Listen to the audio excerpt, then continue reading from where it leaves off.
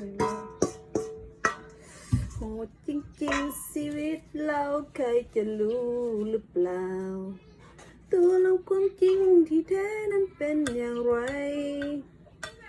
ต้องไปทำงานตอนค่ำคืนจำต้องฝืนหัวใจใครไม่เป็นอย่างฉันนั้นไม่อาจรู้ต้องทนทำใจปล่อยมันเป็นไปให้มันแล้วแต่กรรมด้วยความจำเป็นที่ตัวเราไม่อาจขัดขืนเห็นใจฉันบ้างเพราะฉันมันจนโลสบายดีมื้อนี้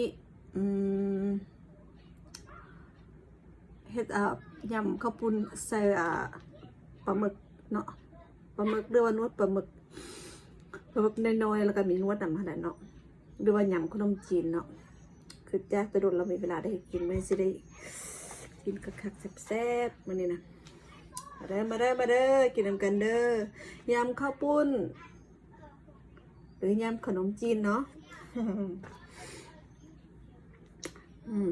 ปลาหมึก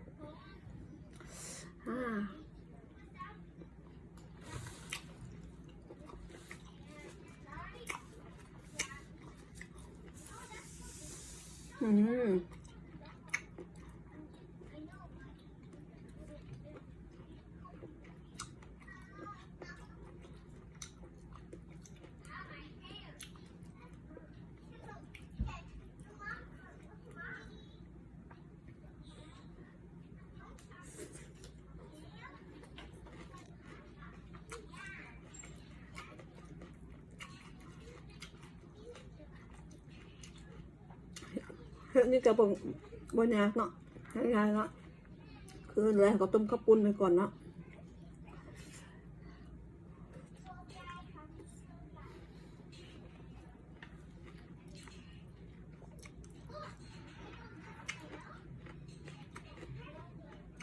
ต้มข้าวปุ้นแล้วค่ะกับลวกกับมัก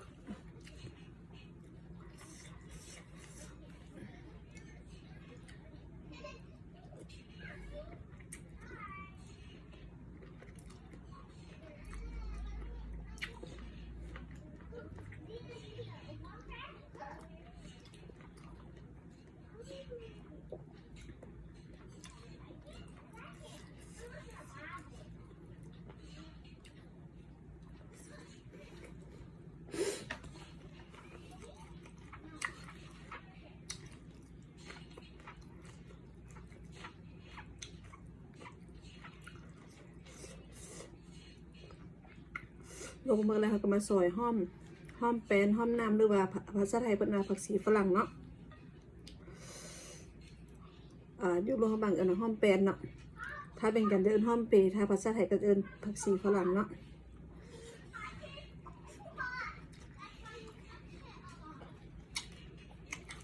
แล้วก็ใส่ถั่วเหนียวไทยเอิญถั่วฝักเหนียวหรือกรีนบีนลองบีนซัมติงเนาะ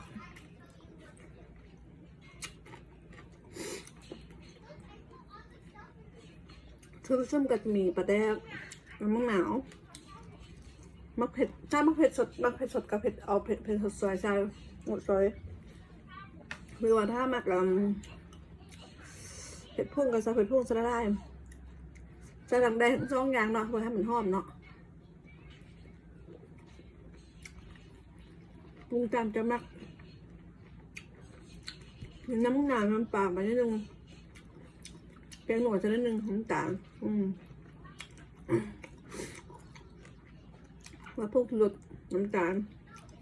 น้ำปลาหรือว่ามะนาวเนาะแล้วก็ใส่ข้าวคั่วลงไปอันดับสุดท้ายปรุงตามแต่ชอบนะมักรสเผ็ดรสส้มรสเปรี้ยวส้มหนวลแต่เปรี้ยวนัวแต่ก็เห็ดเอาเนาะแล้วก็มีหอมแดงใส่ลงไปไว้สุดท้าย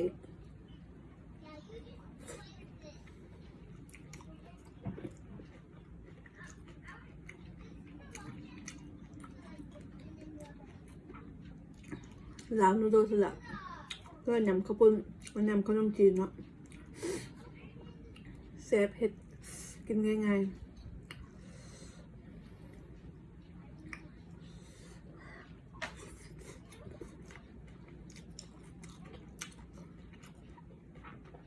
ที่สำคัญก็คือ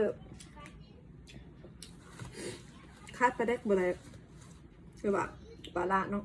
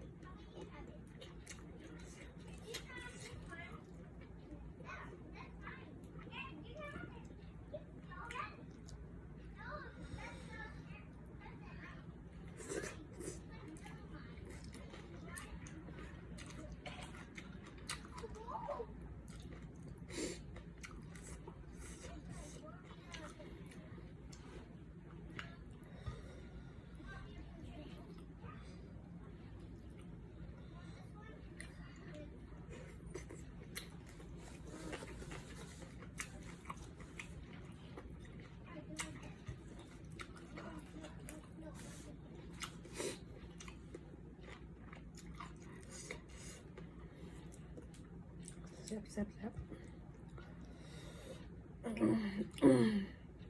แซ่บไร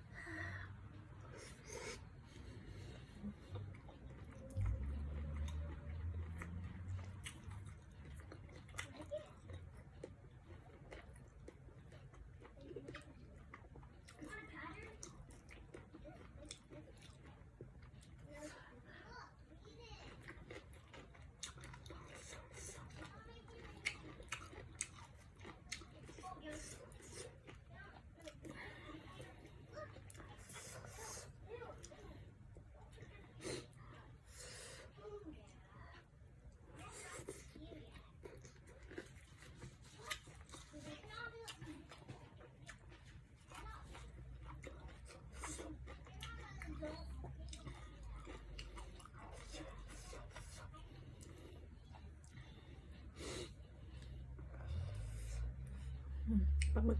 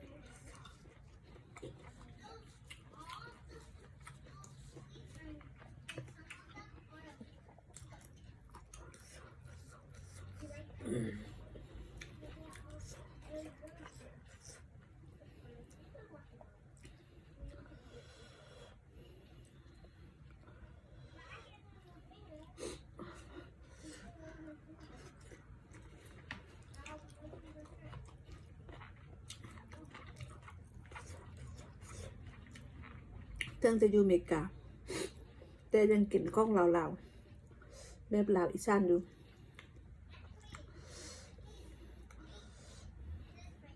พอประมากินอาหารอเมริกา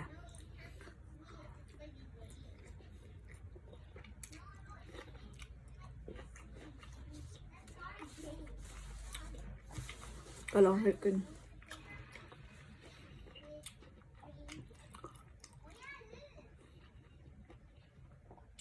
ทุกอย่างให้เองกินเองแซ่บเองเนาะ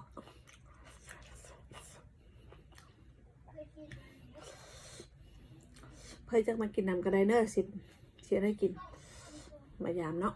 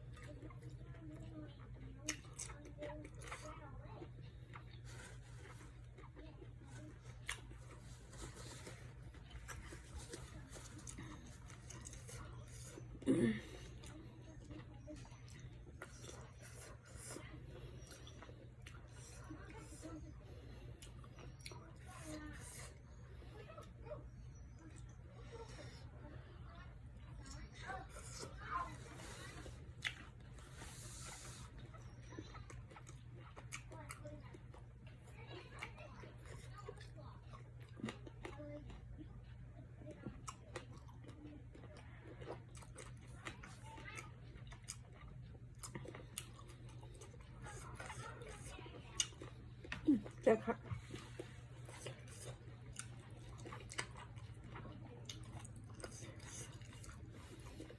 จับทุกอย่างซื้อให้กินเนาะพ่อเป็นคนมักกิน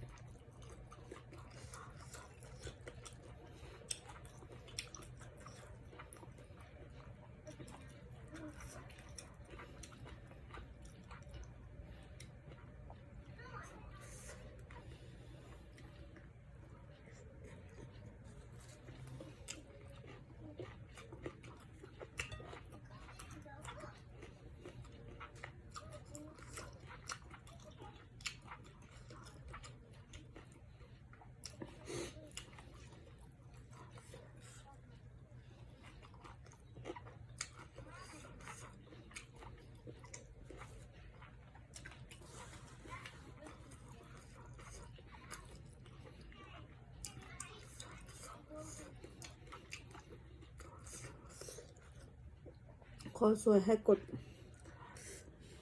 ถ้ามากกดไลค์แล้วก็กดแชร์เนาะมักแท้ๆก็มันกด subscribe เนาะ ขอ subscribe สวยๆเลือกกันเนาะ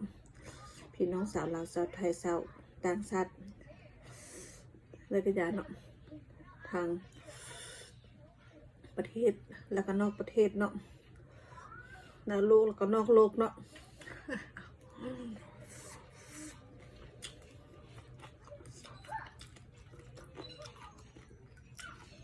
ขอบคุณกับใจนะที่ติดตามกันเนาะ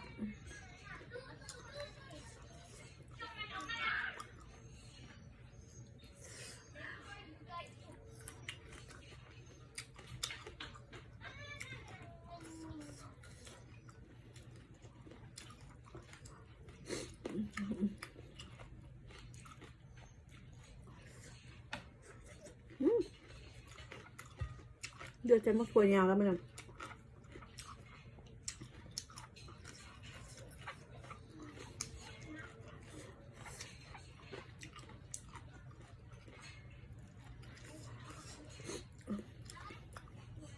พอดีเบิดแล้วก็พอดีอิ่มเนาะ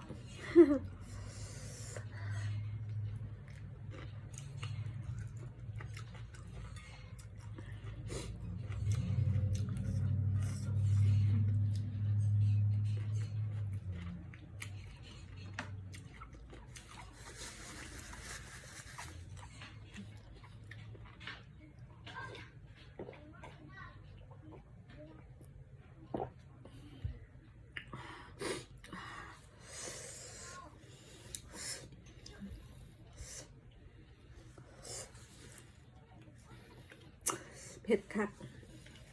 เป็นคนมักเผ็ดเนาะถ้ากินบ่เผ็ดคือบ่แซ่บแต่ใดบ่เผ็ดก็เบิ่งเอาเนาะ